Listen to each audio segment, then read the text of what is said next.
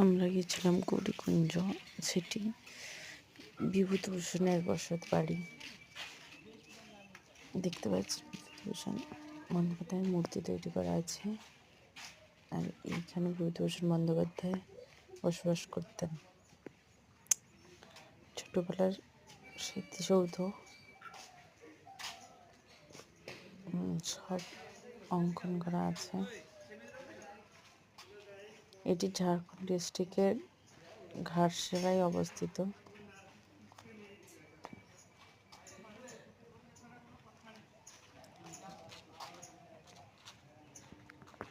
কত সুন্দর প্রাকৃতিক মনোরম।